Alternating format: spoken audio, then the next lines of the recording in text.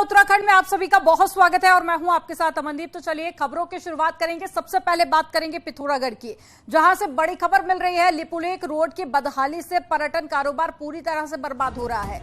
लिपुलेख में हो रहे लगातार लैंडस्लाइड से सैकड़ों आदि कैलाश यात्री वापस लौट चुके हैं और हालात ये है कि फंसे यात्रियों के लिए रेस्क्यू ऑपरेशन चलाना पड़ रहा है। ऐसे में कैसे पर्यटकों के लिए पॉजिटिव मैसेज आएगा, ये भी एक बड़ा सवाल। अब ये दो तस्वीरें आप देखिए, एक्सक्लूसिव तस्वीरें आपको दिखा रहे हैं लिपुलेख हाईवे की, जहां पर लोग काफी ज्यादा फंस चुके थे। तो एसडीआरएफ की टीम लगातार इन्हें बाहर निकालने में जुटी हुई है। तो वहीं रोड खराब होने के चलते कई यात्री वापस लौट चुके हैं और ऐसे में लोग अब यात्रा करने से भी यहां पर कतराते नजर आ रहे हैं। पर्यटन सीजन के पीक पर आते ही पुलिस प्रशासन के इंतजाम धड़ाम हो गए हैं। नैनीताल का जाम पर्यटकों से लेकर स्थानीय लोगों को परेशान कर रहा है और साथ ही आपको बता दें कि पर्यटन सीजन की बैठक में लिए गए निर्णयों को अब तक धरातल पर उतारा नहीं जा सका है। हालांकि पुलिस 2 सालों से तैयार की जा रही योजनाएं सिर्फ कागजों तक ही सीमित दिखाई दे रही है। अब ये 2 तस्वीरें देखिए, 2 साल पहले से यहाँ पर योजनाएं बनाई जा रही थी, लेकिन अब जो कि सीजन आया है तो ऐसे में सभी योजनाएं यहां पर कारगर साबित होती हुई नहीं देखी जा रही हैं। लोग लंबे लंबे जाम से काफी ज्यादा परेशान हो रहे हैं और ऐसे में लोगों को जाम में घंटों इंतजार करना पड़ रहा है। बना दी जा रही हैं, अखबारों में छप जा रहे हैं, बड़े बड़े खबरें भी आ रही हैं, ऐसा वैसा हुआ है, ये तय किया गया है, क्यूआर स्कैनर लगाएंगे, ये स्कैनर लगाएंगे, तमाम चीजें हैं जो भी मतलब हर साल आइडियाज तो बहुत आते हैं उसमें, लेकिन उसका धरातल पर नहीं उतर पा रहा है और ना वो प्रभावी रूप से इस समय मतलब मुझे लगता है कि सही भी है। तो इस समय पुलिस प्रशासन को भी चाहिए और जिला प्रशासन को भी चाहिए कि जो भी व्यवस्थाएं बने तो उसको लागू भी किया जाए। बिल्कुल, यहाँ जो है एक शहर बहुत छोटा है और जो व्यवस्था जो चाहिए बहुत बड़े लेवल की है। हमारे पास पार्किंग स्थल सीमित है, इस वजह से काफ़ी प्रयास करते हैं कि बेहतर से बेहतर चले। तो और भी प्रयास किए जाएंगे कि नए पार्किंग स्थल डेवलप हो और जो है यातायात सुव्यवस्थित चले। उत्तरकाशी के पुरोली तहसील में नाबालिग लड़की को अपहरण करने के मामले में लगातार लोगों में आक्रोश बढ़ता जा रहा है, जिसके बाद में उत्तरकाशी पुलिस पूरी तरह से हरकत में दिख रही है। उत्तरकाशी पुलिस बाहरी लोगों के सत्यापन की प्रक्रिया को तेज कर रही है। अब तक 4334 बाहरी लोगों का सत्यापन किया जा चुका है और वेरिफिकेशन के तहत 331 चालान, पुलिस एक्ट के 12 लाख का चालान अभी तक पुलिस वसूल चुकी है। तो पुलिस अधीक्षक अर्पण यदुवंशी का कहना है कि बाहरी राज्यों के जनपद उत्तरकाशी में निवास किराएदार, फट, फेरी, रेडी और साथ ही तमाम जो लोग यहां पर बिना वेरिफिकेशन के रह रहे हैं उनका चालान काटा जा रहा है और वेरिफिकेशन की जांच भी की जा रही है। माननीय मुख्यमंत्री जी के निर्देशों के क्रम में उत्तरकाशी जिले में सत्यापन की कार्रवाई जोर शोर से चल रही है। पिछले 2 महीने की ही आंकड़ों की बात करें तो हमने दूर दराज के क्षेत्रों में और नगरीय और ग्रामीण क्षेत्रों में रह रहे किराएदार चालानी कार्रवाई करते हुए 81 पुलिस एक्ट में 216 लोगों के खिलाफ चालान किया है और 83 पुलिस एक्ट में 115 लोगों के खिलाफ चालान करके 12 लाख रुपए संयोजन शुल्क वसूला गया है इस पूरे सत्यापन की कार्रवाई में। तो जो मैं सभी लोगों से अनुरोध करना चाहूँगा कि जो भी बाहरी व्यक्ति को आप किराएदार रखते हैं तो उसका सत्यापन जरूर करें, नहीं तो जो पुलिस जो है उसमें अगर आप सत्यापन नहीं कराएंगे तो चालानी कार्रवाई जरूर करेगी। और उत्तरकाशी के पुरोला में नाबालिग लड़की को भगाकर ले जाने की मामले में लगातार लोगों में गुस्सा है और शनिवार को व्यापारियों ने नगर में रैली निकाली और प्रदर्शन किया। व्यापारियों ने बाहरी लोगों का सत्यापन तेज करने की मांग भी की है और अतिक्रमण कर लगाई जा रही दुकानों को हटाने की यहां पर मांग की गई। व्यापारियों ने सुबह 10 बजे से दोपहर 2 बजे तक बाजार बंद रखा। इस दौरान बड़कोट में एक हेयर ड्रेसर की बंद दुकान में भी कुछ लोगों ने तोड़फोड़ की थी। अब ये 3 तस्वीरें आप देखिए। पहली तस्वीर जब व्यापारियों ने रैली निकाली, नारेबाजी की। दूसरी तस्वीर आपको दिखा रहे हैं जब लड़की को जिन 2 युवकों ने भगाया था और वो जिस हेयर ड्रेसर के यहाँ पर काम करते थे उस दुकान में भी तोड़फोड़ की गई है। तीसरी तस्वीर आपको दिखा रहे हैं जहां लोगों में गुस्सा बढ़ता देखकर बड़ी संख्या में पुलिस प्रशासनिक अमला वहां पर पहुंचा और यमुना घाटी में अलर्ट जारी कर दिया गया। उत्तराखंड देवभूमि से ये संदेश जाना बहुत जरूरी था। आए दिन की घटनाएं सब देख रहे हैं और हृदय कांप रहा था। दिल दहला देने वाली जो घटनाएं हो रही हैं उत्तराखंड देवभूमि में, ये कश्मीर जैसा माहौल बनता जा रहा है। ये बिल्कुल देवभूमि के लिए तो बिल्कुल अच्छा नहीं है। मुल्क के अंदर बाहर से फंडिंग हो रही है और उनको उकसाया जा रहा है इस तरह के कृत्य करने के लिए कि आप आपके सीमांत क्षेत्र में जाओ, वहाँ पे ज़मीनें खरीदो, लैंड जिहाद करो, उनकी बच्चियों को फंसाओ, पैसा पहाड़ में, जैसा कि आप सबको विदित है कि पहाड़ों में रोजगार के कोई संसाधन नहीं है, यहाँ के लोग गरीब हैं। ये जो रैली निकाली हमारे बच्चों ने, ये इनकी अंदर की पीड़ा है। जब यहाँ की बेटियों पे, यहाँ की महिलाओं पे अत्याचार होना शुरू हुआ और ये लोग जो है अपने जो ये, मैं तो इनको जालिम बोलूंगी, क्योंकि जब इन लोगों को हमने अपनी दुकानें दे रखी है, अपने घर दे रखे हैं और यहाँ तक नहीं ठेके भी इन्हीं को दे रहे हैं, और आज ये हमारी छोटी छोटी बालिकाओं को ऐसे पहला पुरोला की घटना के बाद में उत्तरकाशी शांत होने का नाम नहीं ले रहा है। बीजेपी प्रदेश अध्यक्ष का कहना है कि ये प्रतिक्रिया स्वाभाविक है, लेकिन देवभूमि में इस हाल के लिए अवैध बस्तियां बसाने वाली कांग्रेस पार्टी जिम्मेदार है। तो वहीं कांग्रेस से सवाल पूछा कि जोशीमठ के लिए बीजेपी ने क्या किया है, और ये आरोप प्रत्यारोप भी आपको दिखाते हैं।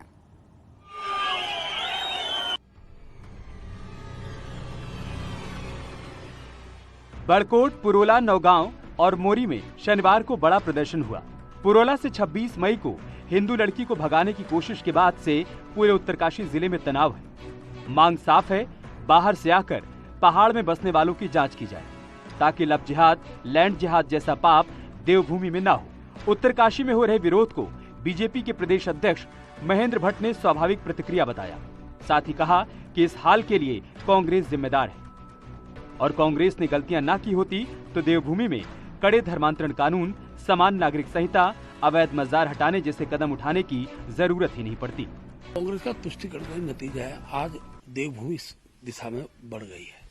और मैं कह सकता हूँ आज भी जब इस समय प्रयास होते हैं तो कांग्रेस के प्रवक्ता, उनके नेता जिस प्रकार से तुष्टिकरण की नीति को अपना रहे हैं, उसके दुष्परिणाम भुगतने के लिए कांग्रेस को तैयार रहना पड़ेगा, क्योंकि अब जनता सड़कों पर आ चुकी है। तो कांग्रेस ने सवाल पूछा कि करोड़ों हिंदुओं की आस्था के केंद्र जोशीमठ को बचाने के लिए बीजेपी ने क्या किया। चलिए हम करते हैं बात दूसरी, आप क्यों नहीं करते? जिस धर्म के नाम पे वोट खा रहे हो, जिस धर्म के नाम से आप राजनीति करते हो, उस धर्म की क्या रक्षा कर रहे हो? 80 करोड़ से ज्यादा हिंदुओं के आस्था का केंद्र जोशीमठ की तुमने ऐसी तैसी कर दी, बर्बाद कर दिया पूरा जोशीमठ। पुरोला की घटना के बाद से पूरे उत्तरकाशी में माहौल बदला हुआ है। रेहड़ी, फेरी और ठेली वालों के खिलाफ लोकल लोगों का गुस्सा 7वें आसमान पर है।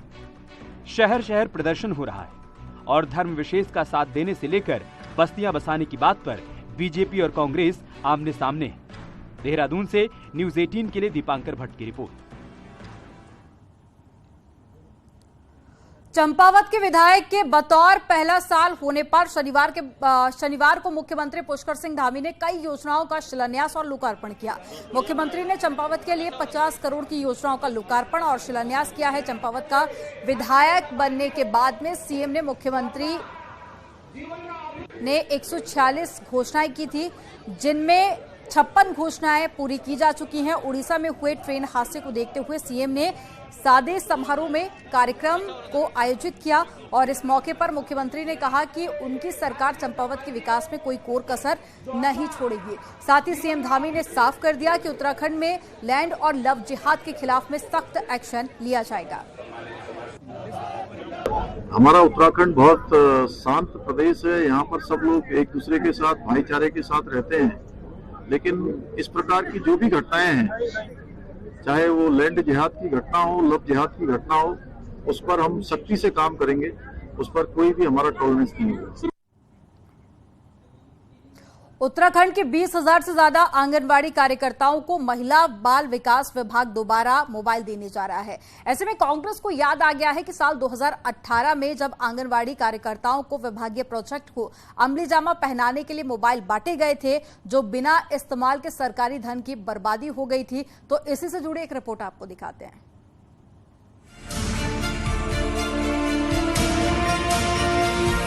आंगनबाड़ी कार्यकर्ताओं को मोबाइल देने का फैसला कांग्रेस को रास नहीं आ रहा।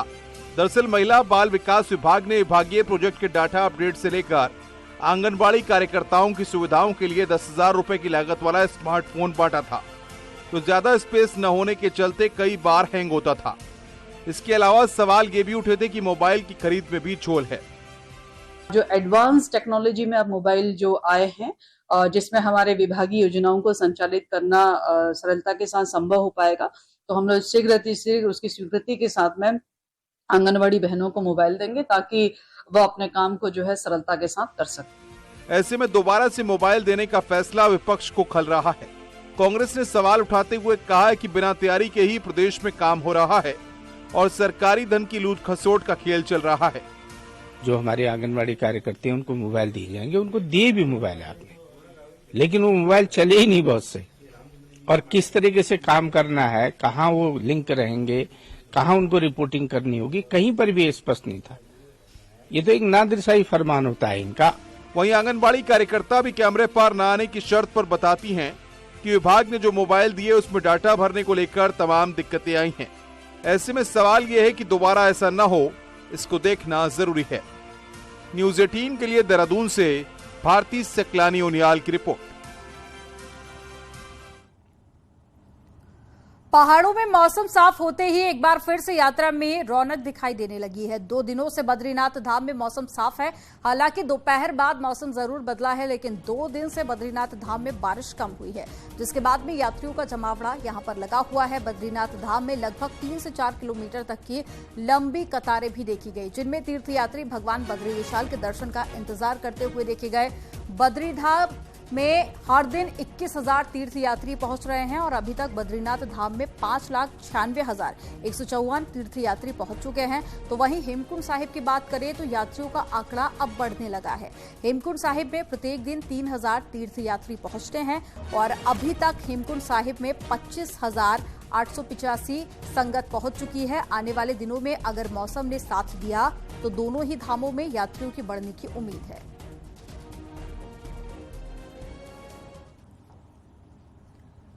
पहाड़ों में महिलाएं धीरे धीरे आत्मनिर्भर हो रही हैं। सरकार के विभिन्न योजनाओं का लाभ उठाकर महिलाएं अपने आप को सशक्त बनाने की कोशिश कर रही हैं। इसी से जुड़ी एक रिपोर्ट देखिए।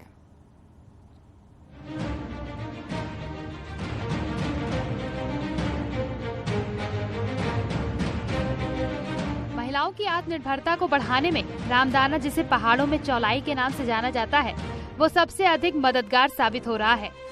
चौलाई के लड्डू मंदिरों में महाप्रसाद के रूप में प्रयोग में लाए जा रहे हैं। बद्रीनाथ धाम, केदारनाथ धाम में चौलाई के लड्डू वितरित हो रहे हैं। राष्ट्रीय आजीविका मिशन के तहत महिलाओं को ये काम मिल रहा है, जिससे महिलाएं समूह के माध्यम से बना रही हैं। चौलाई का लड्डू केवल स्थानीय महिलाओं को आत्मनिर्भर नहीं बना रहा, बल्कि ये भविष्य में किसानों के लिए भी बड़ी आय का साधन बन सकता है।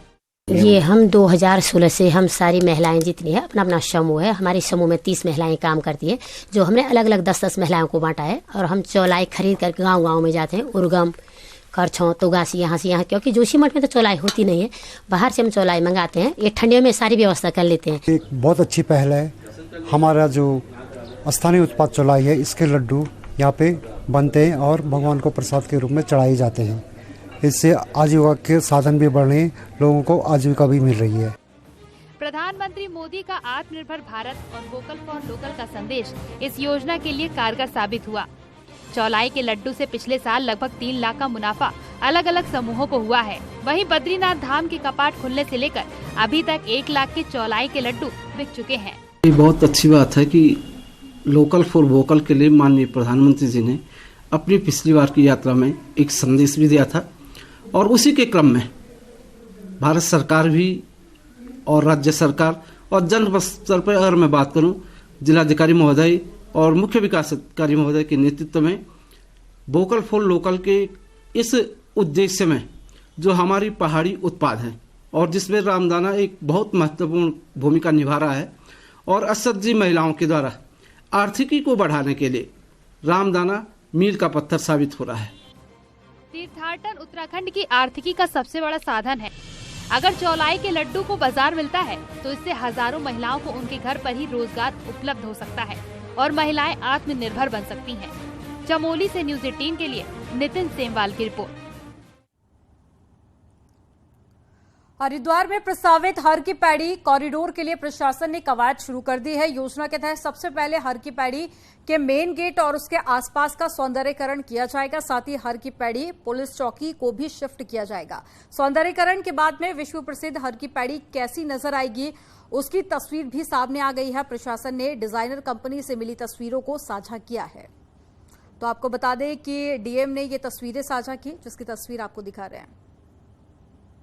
जो प्रपोज्ड है उसमें शासन स्तर पे कार्रवाई होनी है और इसमें कॉरिडोर वाले मैटर्स में दुविधाओं में पड़ने की इसलिए भी आवश्यकता नहीं है कि उसमें कॉरिडोर में जो काम होगा वो एक डेवलपमेंट के सोच के साथ और ब्यूटिफिकेशन के साथ सोच के साथ होगा। और गवर्नमेंट जो कॉरिडोर में जो काम करने जा रही है उसमें ऐसी सुख सुविधाएं आपके यात्रियों के लिए इवन लोकल्स के लिए भी जितने स्टेक होल्डर्स हैं उनको ध्यान में रखते हुए ये कॉरिडोर वाले का कंसेप्ट को अडॉप्ट कर। लच्छीवाला के पास में टोल प्लाजा के पास टोल कर्मी और स्थानीय लोगों की झड़प हो गई, जिसमें पुलिस ने दोनों पक्षों पर मुकदमा दर्ज कर लिया। बताया जा रहा है कि टोल न देने के चलते दोनों पक्षों में झड़प हुई थी। एफआईआर में मारपीट और लूट का आरोप भी दोनों पक्षों की तरफ से लगाया गया। वहीं स्थानीय लोगों ने कुछ ने अपने खुद को बीजेपी कार्यकर्ता बताया तो कुछ ने किसान यूनियन के कार्यकर्ता होने की बात कही। हालांकि पुलिस ने दोनों पक्षों की ओर से मामला दर्ज कर लिया है और आगे की जांच की जा रही है। अक्सर लच्छीवाड़ा टोल प्लाजा मारपीट की घटनाओं को लेकर सुर्खियों में रहता है। और नैनीताल में बाहरी लोग स्थानीय पर किस तरह से भारी है, ये कल देखने को मिला जब टैक्सी कारोबार को लेकर दो समुदायों के लोग आपस में ही भिड़ गए। पहले तो नारायण नगर में दोनों में आपस में झड़प हुई, जिसके बाद में रात में स्थानीय टैक्सी कारोबारियों ने कोतवाली को घेर दिया और स्थानीय टैक्सी चालकों की मांग थी कि अवैध तरीके से चल रहा कारोबार बंद किया जाए, जिससे कि पुलिस का भी संरक्षण है। और रात 2 बजे तक टैक्सी चालक व हिंदूवादी संगठनों ने कोतवाली घेरी रखी, जिसके बाद में पुलिस ने गिरफ्तारी का आश्वासन दिया, तब जाकर मामला शांत हुआ। रुड़की से खबर है, जहां पर मंगलोर कोतवाली पुलिस ने एक नशा तस्कर को गिरफ्तार कर लिया है। आरोपी ने नशे की 1,15,000 टैबलेट बरामद की है और पकड़ा गया आरोपी यूपी के देवबंद का रहने वाला बताया जा रहा है।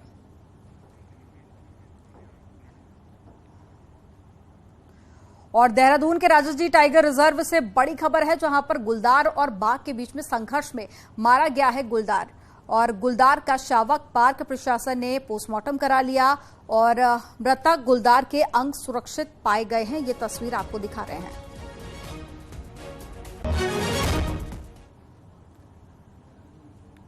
टिहरी के श्रीदेव सुमन विश्वविद्यालय में अब छात्रों को माइग्रेशन, मार्कशीट और साथ ही डिग्री के लिए भटकना नहीं पड़ेगा। उन्हें घर बैठे सभी चीजें मिल पाएंगी, जिसके लिए अब योजना बनाई गई है। समाधान के लिए विश्वविद्यालय प्रबंधन द्वारा अब तक पोर्टल बनाया जा रहा था, जिसके जरिए छात्र ऑनलाइन अप्लाई कर सकते हैं। और वीसी का कहना है कि दूर दराज के छात्रों को अब विश्वविद्यालय आने की जरूरत नहीं होगी। करीब 1 हफ्ते में ये पोर्टल बनकर तैयार हो जाएगा और छात्र कहीं भी हो वो इस पोर्टल से ऑनलाइन अपने डॉक्यूमेंट ले सकते हैं। अपने इस विश्वविद्यालय में हम एक ऑनलाइन ईआरपी सिस्टम बना रहे हैं, एक पोर्टल बना रहे हैं। उस ईआरपी के माध्यम से विद्यार्थी कहीं पर भी हो, चाहे वो इंडिया में हो, इंडिया से बाहर हो, वहां से ऑनलाइन एप्लीकेशन दे सकता है। अगर उसको अपना माइग्रेशन देना है तो माइग्रेशन के लिए ऑनलाइन कर सकता है, मार्कशीट के लिए ऑनलाइन कर सकता है, और अपना डिग्री, चाहे वो प्रोविजनल डिग्री हो या फाइनल डिग्री हो, उसके लिए ऑनलाइन अप्लाई कर सकता है, ऑनलाइन पेमेंट कर सकता है और हम उसको बाई पोस्ट उसके घर पर हम डिग्री पहुंचा दें।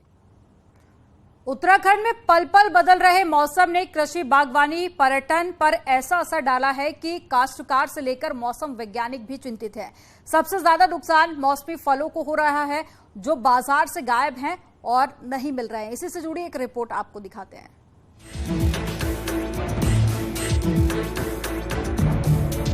देहरादून की शान रसीली लीची मौसम की मार के चलते बाजार से गायब। जून के महीने में लीची का जो फल आपके मुंह के स्वाद को दोगुना कर देता था, वही लीची इस सीजन बाजार में कम दिखाई पड़ रही है। मई में आंधी तूफान ने न सिर्फ लीची बल्कि आम, खुमानी और आड़ू जैसे फलों को काफी नुकसान पहुंचाया है। यही हाल पर्यटन व्यवसाय से जुड़े लोगों का भी है।